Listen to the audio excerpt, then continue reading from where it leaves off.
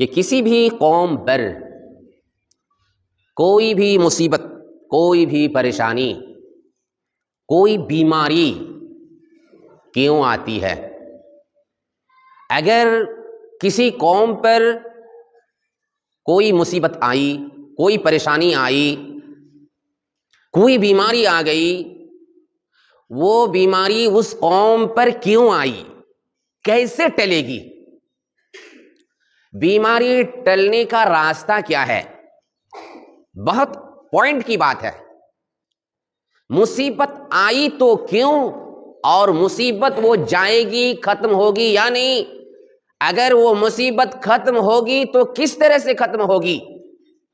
کیا کیا تھا قوم کے لوگوں نے جس کی وجہ سے قوم پر مصیبت آ گئی؟ اب آ گئی تو قوم پر سے مصیبت کیسے ختم ہوگی، جائے گی کیسے؟ کیا کرنا پڑے گا قوم کے لوگوں کو جس کی وجہ سے ان پر آئی ہوئی مصیبت ان پر سے چلی جائے گی؟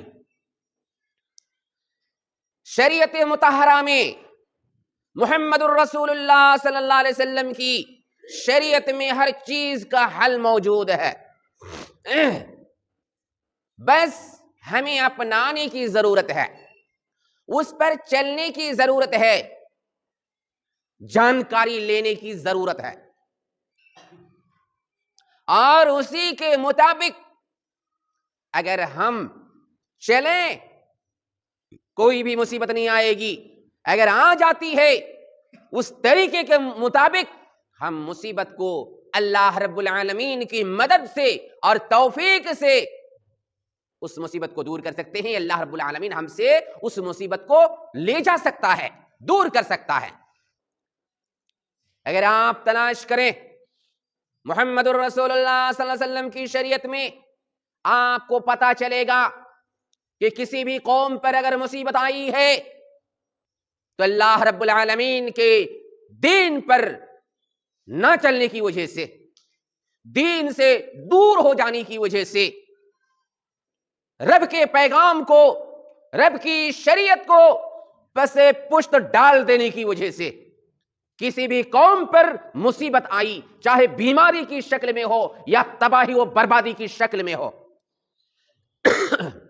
جب انسان اللہ رب العالمین کو چھوڑ دیتا ہے، اس کے نبی کے طریقے پر چلنے کو چھوڑ دیتا ہے، ضلالت و گمراہی کے راستے پر چلنے لگتا ہے، حلال اور حرام کے درمیان تمیز نہیں کرتا، حرام خوری کے پیچھے پڑ جاتا ہے، زناکاری، بدکاری اور دیگر خرافات کے پیچھے چلنے لگتا ہے، تب اس قوم پر مصیبت آتی ہے، طرح طرح کی مصیبتیں آتی ہے، طرح طرح کی بیماریاں پیدا ہوتی ہے۔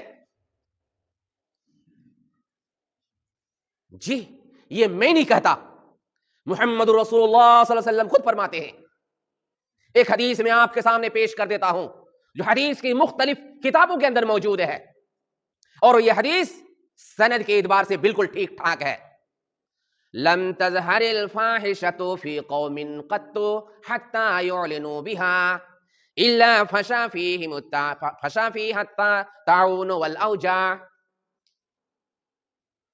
الا فشا فیہا الطاعون والاوجاع۔ جب کوئی بھی قوم بے حیائی اور بدکاری کے راستے میں لگ گئی،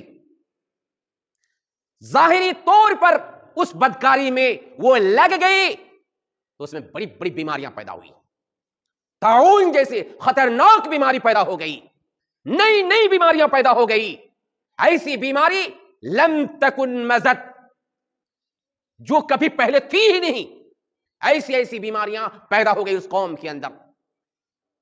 اللہ اکبر۔ تو طرح طرح کی بیماریاں جو ہمارے بیچ پیدا ہوتی جا رہی ہے۔ ابھی کچھ دن پہلے کورونا وائرس کا نام دیا گیا تھا، لوگ، دنیا کے لوگ خوف زدہ تھے، دوائیاں تلاش کر رہے تھے، کیسے کیسے کیا کہتے ہیں وہ بیماری دور ہوگی۔ اللہ اکبر۔ سب سے بڑا علاج کیا ہے؟ اس بیماری کا سب سے بڑا علاج استغفار ہے، استغفار، توبہ کرو، پروردگار عالم ہم سے غلطی ہوئی ہے, ہم تیرے سامنے جھکتے نہیں ہیں, خرافات میں پڑ گئے ہیں, دنیا کے رنگ ریلیوں میں ہم مبتلا ہو گئے ہیں.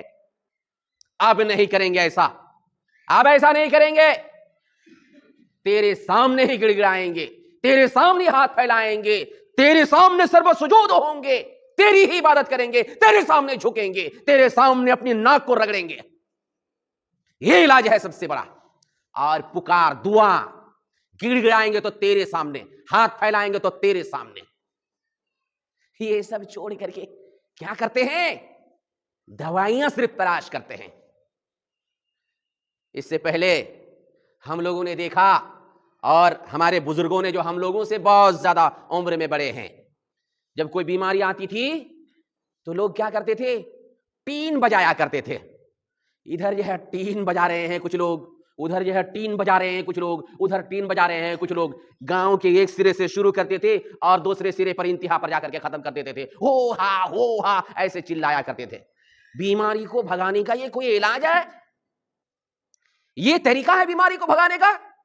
تمہارے ٹین بجانے سے بیماری بھاگ جائے گی؟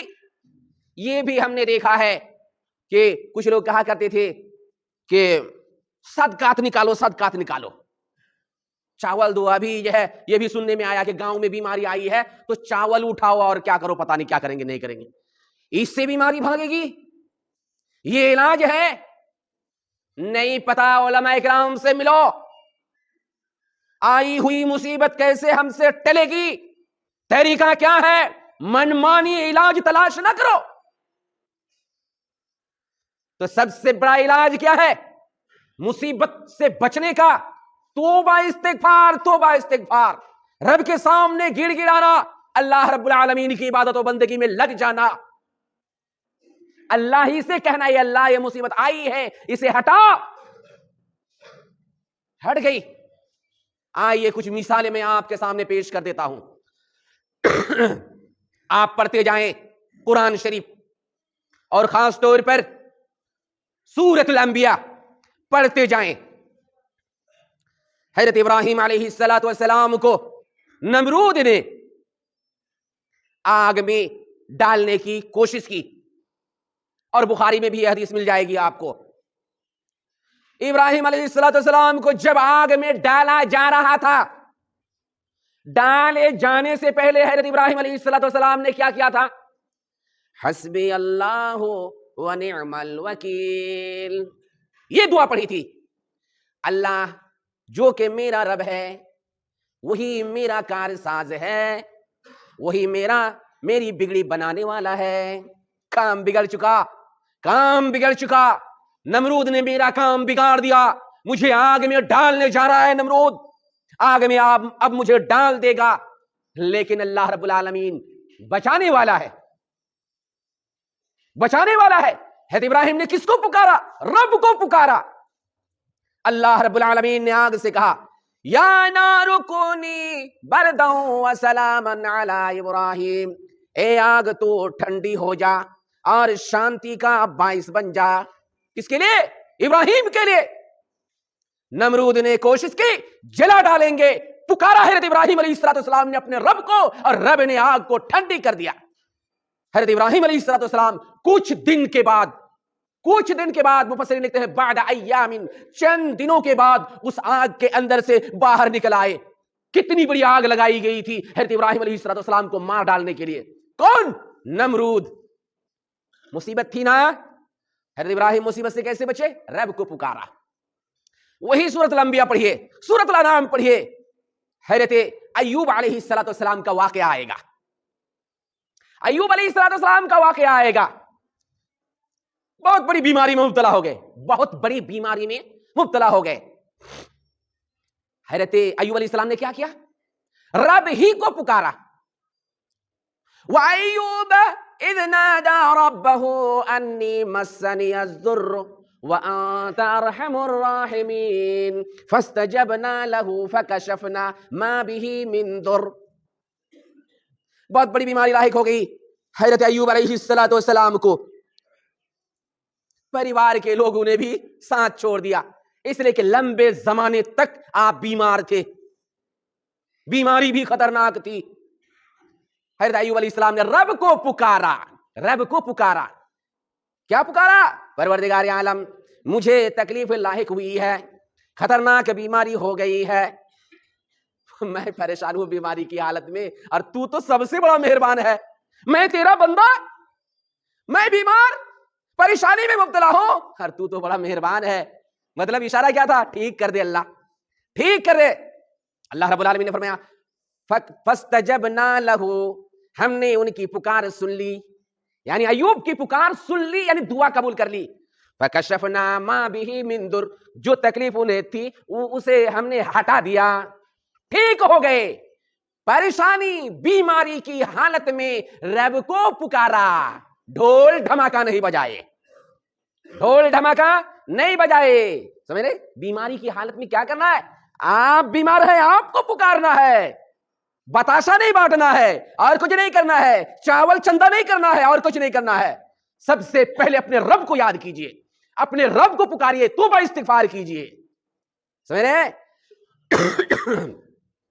تو یہ کرنا ہے ہمیں کہ بیماری کی حالت میں ہمیں جو ہے اللہ رب العالمین ہی کو یاد کرنا ہے. ایک خطرناک حالت جس میں حضرت یونس علیہ السلام مبتلا ہو گئے تھے. یونس علیہ السلام، جیسے مفسرین لکھتے ہیں، اور نسائی ابن ماجہ وغیرہ کے اندر حدیث بھی موجود ہے، حاکم کے اندر امام حاکم رحمہ اللہ نے اس حدیث کو صحیح بھی قرار دیا ہے سند کے اعتبار سے. کیا ہے؟ مچھلی کے اندر چلے گئے تھے حضرت یونس علیہ السلام، مچھلی کے اندر چلے گئے تھے، پیٹ میں چلے گئے تھے، مچھلی کے اندر اللہ کو یاد کیا، اللہ کو یاد کیا، لا الہ الا انت سبحانک انی کنت من الظالمین. اپنے آپ کو مجبور، بے بس، ظلم کرنے والا، غلطی کرنے والا، خطا کار، گناہ گار ثابت کیا، اور رب کو پکارا. مچھلی کے اندر سے باہر آ گئے. ارے مچھلی کے اندر سے باہر آ گئے کون؟ حضرت یونس علیہ السلام. آپ بیمار ہیں، کسی بھی مصیبت میں پڑے ہوئے ہیں، کس کو پکار رہے ہیں؟ سب سے پہلے اللہ رب العالمین کو یاد کیجئے، توبہ استغفار کیجئے، پھر بعد میں آپ جو ہے طریقہ اپنائیے، ڈاکٹر کے پاس جائیے، یہ جائیے، وہ جائیے، لیکن پہلے اپنے آپ کو تو ٹھیک کیجئے. صرف دوسرے پر بھروسہ کر رہے ہیں آپ، تو سب سے پہلے اپنے آپ کی اصلاح کریں، بعد میں طریقہ اپنائیں.